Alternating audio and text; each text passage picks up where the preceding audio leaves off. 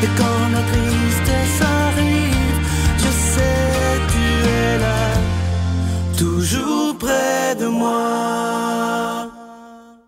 Bon vendredi matin, bienvenue à votre émission La Victoire de l'amour. Aujourd'hui, on prend le temps de méditer sur la priorité des priorités, la parole de Dieu. Et comme je vous le dis depuis bientôt 19 ans, cette parole qui peut tellement changer nos cœurs totalement. Pour le vendredi, vous êtes habitués, maintenant on s'en va rejoindre quelqu'un qu'on apprécie tellement, le bon Doc Gilles Lapointe.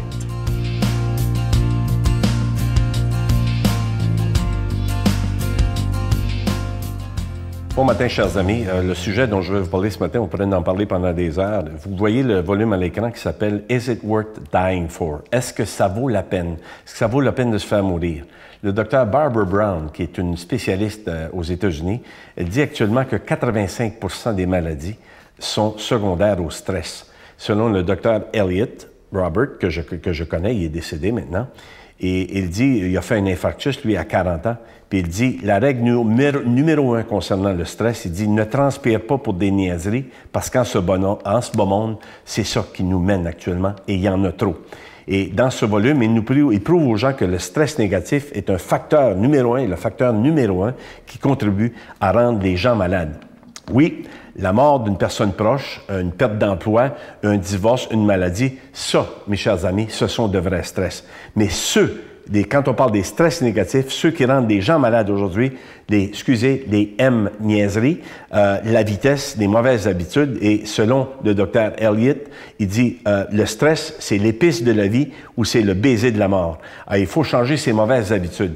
Le docteur Bloenheim, qui est un médecin israélien, qui est venu à Montréal en 1985, il a écrit un article dans un de nos journaux médicaux, il disait l'incidence des maladies cardiovasculaires dépend moins du régime alimentaire que du stress. Et savez-vous quoi, mes chers amis? Il a absolument raison. Et quand on parle du stress négatif, quand je vous mentionnais des niaiseries qui mènent les gens et des choses qui nous détruisent, qui n'ont aucune espèce d'importance, le stress négatif affecte le physique, affecte le mental, il fait vieillir les gens avant le temps, bref, il détruit à petit feu. Je parle de peur, je parle des niaiseries, je parle des inquiétudes et je parle aussi des émotions, parce que les émotions, je vais y revenir, parce que ça rend les gens malades, je m'excuse. Le stress négatif nourrit les gens et le stress négatif tue les gens actuellement. Et c'est ce que les gens ignorent.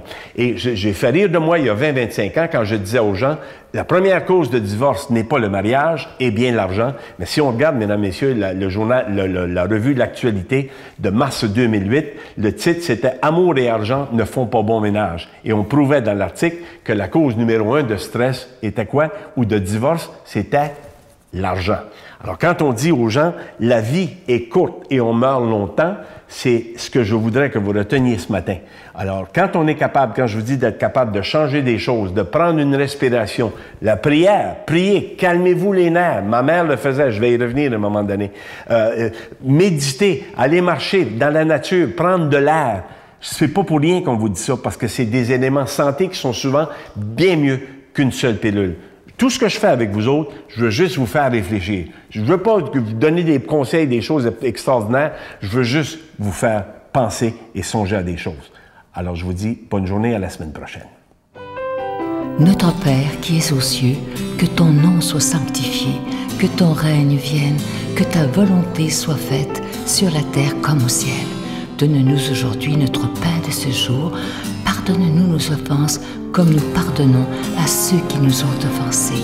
Ne nous laisse pas entrer en tentation, mais délivre-nous du mal, car c'est à toi qu'appartient le règne, la puissance et la gloire, pour les siècles des siècles. Amen.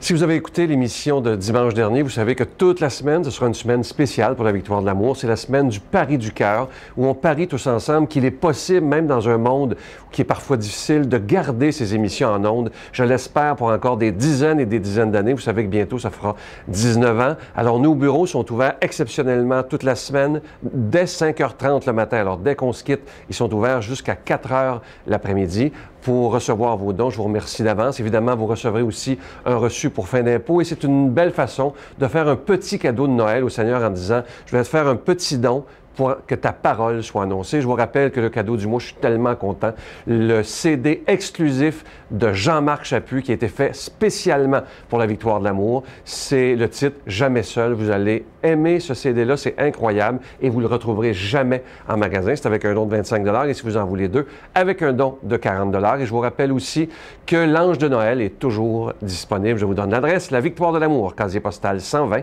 succursale Boucherville à Boucherville, le J4B 5E6, je vous la redonne, la Victoire de l'amour, casier postal 120, succursale Boucherville à Boucherville, le J4B 5E6, également par téléphone dès 5h30 ce matin dans le 514-523-4433, 523-4433 ou sans frais, le 1-888-811-9291, 1-888-811-9291 et aussi sur notre site Internet, le www.lavictoiredelamour.org. Merci de tout cœur et je vous rappelle ce beau CD de Jean-Marc Chaput, Jamais seul.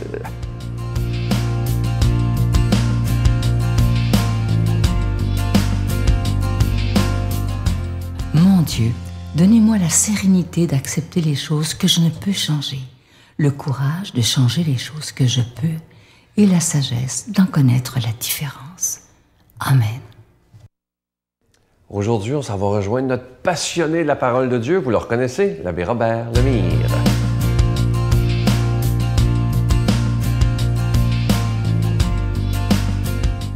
Bon matin de Dieu, vous tous. Hey, on est déjà dans la première semaine de l'Avent. Moi, j'aime assez le thème du carême, excusez-moi, de l'Avent cette année, c'est « Marchons à la lumière du Seigneur ». Marchons avec lui, puis il va nous éclairer, OK? Mais il y a des conditions à tout ça. Regarde bien ça, il dit. Jésus était, c'est tiré de Saint-Matthieu, il dit « Jésus était en route, 2 aveugles le suivirent en criant « Aie pitié de nous, Seigneur, fils de David !» Et quand il fut dans la maison, les aveugles l'abordèrent et Jésus leur dit « Croyez-vous que je peux faire cela? » On va juste arrêter là pour le moment. Des aveugles qui le suivaient.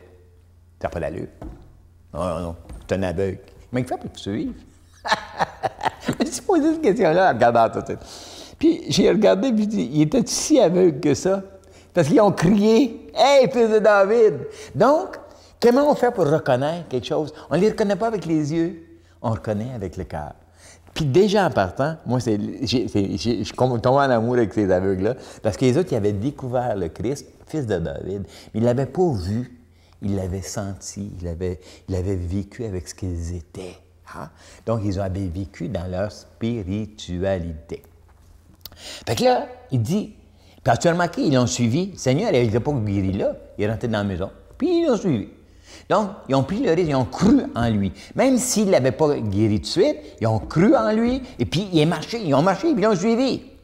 Puis là, Jésus, il arrête, puis il dit, « Croyez-vous que je puisse le faire, que je peux le faire? Croyez-vous ça? Croyez-vous que je suis capable d'être quelque chose d'important dans ta vie? Crois-tu, toi, dans ce que tu es? Crois-tu en ce Jésus qui te dit qu'il t'aime? » Puis moi, j'ai réalisé que toute ma vie, elle est là. Est-ce que j'y crois à ça? Crois-tu vraiment dans la parole de Dieu? C'est juste ça que le Seigneur te demande un matin. Ah oui, je crois. Ouais, tu y crois-tu vraiment? Si tu y croyais, ça changerait ta vie. Regardez ça. Je suis allé chercher ça. Je dis, mais c'est quoi que le Seigneur? Ah, j'ai m'arrêté. J'ai dit, hey, moi, je suis pas capable. Je regarde ça. Là. Crois-tu, Robert, que Dieu t'a tellement aimé qu'il t'a donné son Fils unique, puis il est allé mourir sur la croix pour te dire que tu valais plus cher que tes folies? Hein? C'est assez fort, ça? Pense-y, là. Crois-tu vraiment en Dieu, un Père, qui a envoyé son gars, son fils unique, là, pas n'importe quel, la seule chose qu'il avait, il a envoyé sa fortune, il a envoyé tout ce qu'il avait. Il ne pouvait plus avoir rien d'autre chose de plus grand que ça. Puis il dit, va, regarde, je les aime, eux autres, là. Puis il va leur dire que je les aime. Puis s'il faut, j'accepte que tu meurs pour leur dire qu'ils valent plus cher que leur niaiserie, leur folie, puis toutes les fautes qu'on peut faire, tous les péchés qu'on peut faire. Je les aime plus que tout ça. Ouf! Et y crois-tu? Parce que si tu y croyais, là, tu resterais bon. Ah, ben, tu sais, moi, là. Non, non, non. Puis là, tu ne seras pas, « Ah, regarde ce que j'ai fait dans le passé. » Ah, puis, hey, bon Dieu, là, il t'a pardonné ça. C'est quand tu vas croire que Dieu t'a pardonné. C'est quand tu vas croire que le gars il est venu te dire, là, regarde, j'ai mis en dedans de toi des choses, puis moi, quand je regarde pas le péché que tu as commis, je regarde la souffrance que tu as. Puis c'est ça que Dieu a fait. Il a vu nos souffrances, il a vu comment en chacun et chacune de nous, comment on était pognés. Puis il a dit, il faut que j'aille les dépogner parce que je les aime, c'est mes enfants. Pas rien. C'est quand tu vas croire ça. Puis que quand tu vas croire que Dieu te donne une nouvelle vie, je suis venu ici non pas pour te juger, mais je suis venu pour te sauver. J'invente pas ça, ces phrases-là. Là. Comprends-tu? Donc, il est venu là pour toi. Fait que tu es capable, pour une fois, pour aujourd'hui, dire « Je vaux la peine ». Je vaux la peine. Ça vaut la peine que le monde vienne me voir. Ça vaut la peine que... Puis tu vois, tu sais, moi je regarde, ah non, moi j'étais pas bon. Ah, moi j'étais pas bon. Puis une autre affaire, ah, qu'est-ce que je t'ai fait, Seigneur, pour mériter ça? Bon Dieu te regarde et dit, j'ai pas d'idée ce que t'as fait. C'est pas moi qui t'ai envoyé ça. Voyons donc. Je t'ai pas envoyé ça. Tu te l'as envoyé toi-même parce que t'as pas cru en toi. Puis parce que t'as pas cru en toi, puis regarde, t'attires toutes les négativités. En tout cas, t'attires tout ce qui est pas correct. Tu vois-tu, là, comment que, parce qu'on croit pas, on se met dans le dèche nous-mêmes. C'est pas Dieu qui nous envoie les affaires. C'est pas Dieu qui nous punit. On se punit nous-mêmes. Pourquoi? Parce qu'on y croit pas. On croit pas dans nos valeurs. C'est juste ça que le Seigneur veut aujourd'hui pour toi. Il dit, crois que je t'aime. Crois là que tu vaux la peine. T'es mon gars, t'es ma fille. Puis je suis prête à faire n'importe quoi. Tends-moi la main, puis je vais te prendre la main, puis je vais t'aider. On va s'en sortir ensemble. Mais il faut que tu crois que tu vaux la peine. Faut que tu crois que tu as le potentiel à l'intérieur de toi. Hey, tu sais, Jésus a dit, là, tu vas faire des choses encore plus grandes que moi. C'est toutes des phrases que le Seigneur a dites. On va-tu commencer à y croire, ces évangiles-là? Hein? C'est juste ce que je demande au Seigneur pour toi aujourd'hui. Au nom du Père et du Fils et du Saint-Esprit. Amen. Je vous salue Marie, pleine de grâce. Le Seigneur est avec vous. Vous êtes bénie entre toutes les femmes, et Jésus, le fruit de vos entrailles, est béni. Sainte Marie, Mère de Dieu, priez pour nous pauvres pécheurs, maintenant et à l'heure de notre mort. Amen.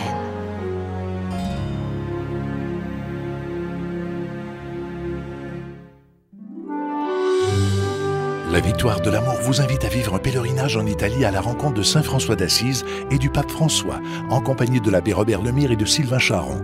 Nous visiterons Assise, Florence, Cassia, Orvieto et Rome. Nous assisterons aussi à une audience générale en compagnie du pape François au Vatican, du 25 mai au 5 juin 2014. Informations et réservations, voyage intermission au 514-288-6077. Sans frais, 1-800-465-3255. J'ai le privilège d'aller à Rome et à Assise, vivre une expérience incroyable avec Saint François et le pape François aussi. Donc, venez avec nous, vous allez voir, vous allez découvrir des choses extraordinaires. Venez! C'est le dernier matin où nos bureaux seront ouverts à 5h30 et toute la journée. Et ce matin, j'aimerais m'adresser à tous ceux qui disaient « Je suis pas sûr de donner la victoire d'amour, mais j'écoute à tous les matins. » Je vous mets au défi, vous n'êtes pas obligé de donner beaucoup, mais si c'est important que vous ayez cette émission tous les matins, dites-vous pas, les autres vont donner. Parce que si tout le monde se disait ça, on ne sera plus là, évidemment. Alors, je m'adresse à ceux qui n'ont peut-être pas donné cette semaine. Merci de votre grande générosité. Vous recevrez avec un don de 25 $ de magnifiques CD de Jean-Marc Chaput qui s'intitule « Jamais seul ». Je vous remercie de tout cœur. Je vous souhaite une belle journée. Et moi, je vous attends demain matin. Bye. J'ai rencontré Jésus. C'était la seule façon que j'avais de le dire à ce moment-là. Il ne m'est pas apparu, mais au plus profond de mon cœur, j'ai vraiment fait une rencontre avec le personnage Jésus. Et ça a chamboulé toute mon existence de 22 ans à ce moment-là. La Victoire de l'amour remercie de tout cœur les Résidences Soleil de leur accueil si chaleureux.